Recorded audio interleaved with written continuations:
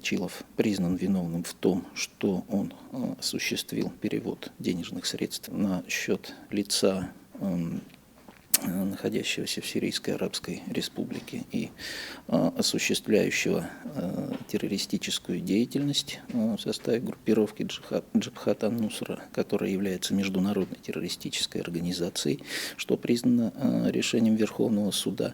Ну и хочется подчеркнуть, что общественная опасность данного деяния обусловлена не суммой перевода, а тем, на какие цели предназначались данные денежные средства.